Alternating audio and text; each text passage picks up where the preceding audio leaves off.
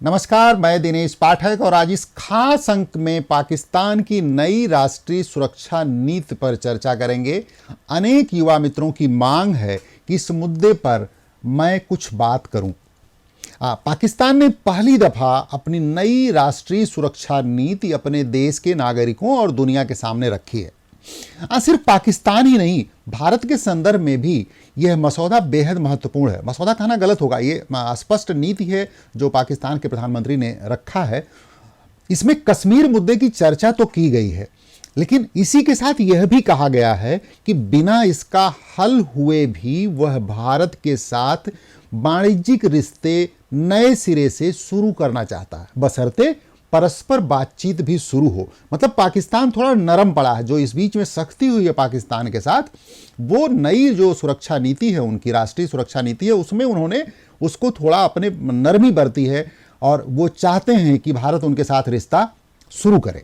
तो ये एक महत्वपूर्ण बात है इस एनालिसिस में कि पाकिस्तान कहीं ना कहीं किसी न किसी रूप में वो बेचैन है कि भारत से उसका रिश्ता शुरू। भारत पड़ोसी भी है और उसका पार्टनर भी है। भारत खुद को बड़ा भाई और पाकिस्तान को छोटा भाई कहता आया है, इसलिए रिश्ता महत्वपूर्ण है। लेकिन इसमें काफ़ी कुछ चीज़ें पाकिस्तान को करनी है जो इस राष्ट्रीय नीति में दिख रही है। इस राष्ट्रीय नीति में मिलिट्री कहाँ है, पाकिस्तान के लोग कहाँ हैं, ये बाद का विषय है। लेकिन अभी पाकिस्तान का झुकाव हल्का सा दिख रहा है इस राष्ट्रीय मसौदे के मुताबिक, इस राष्ट्रीय प्रारूप, इस राष्ट्रीय सुरक्षा नीति के मुताबिक। ध्यान रहे, पठानकोट हमले और पुलवामा अटैक में पाकिस्तान का साफ साफ हाथ पाया गया था। उसके बाद भारत ने पाकिस्तान के रिश्तों पर विराम लगा दिया था और वो अभी भी कायम है।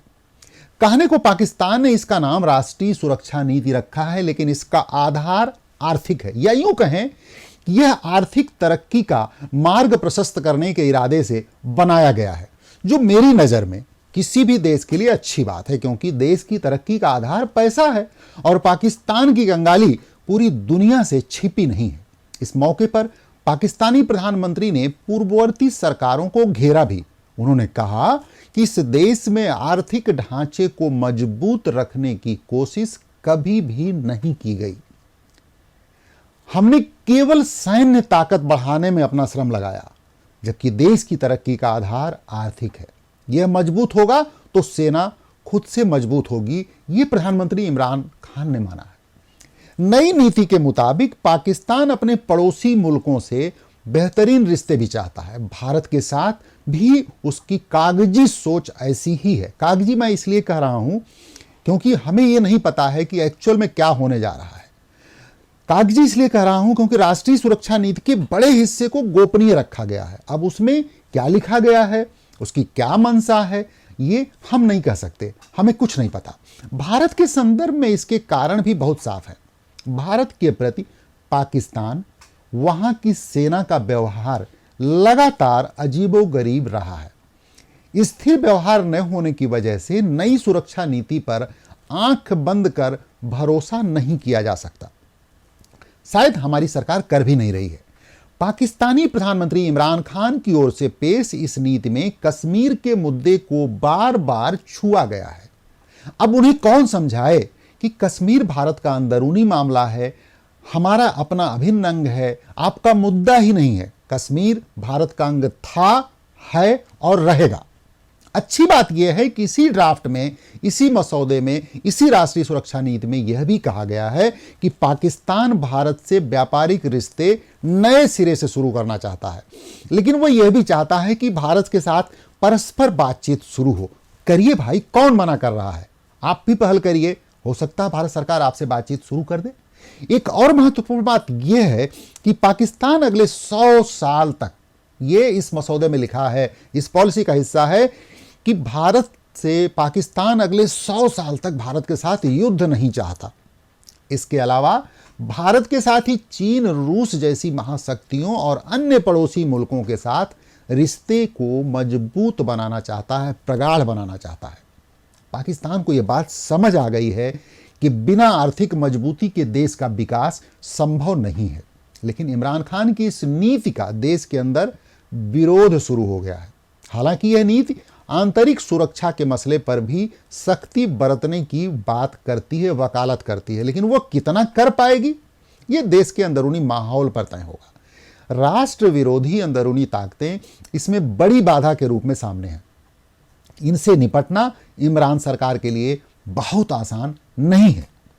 दूसरी ओर यह भी देखना बाकी है कि पाकिस्तानी सेना इस नीति को लेकर क्या सोचती है, क्योंकि इस मसौदे का आधार सेनाओं को न बनाकर देश की आर्थिक मजबूती को बनाया गया। पाकिस्तान में सेना का इतिहास अपने शासकों के प्रति अनेक बार क्रूर देखा गया है, इसलिए इस मुद्दे पर कुछ भी कहना जल्दबाजी होगी।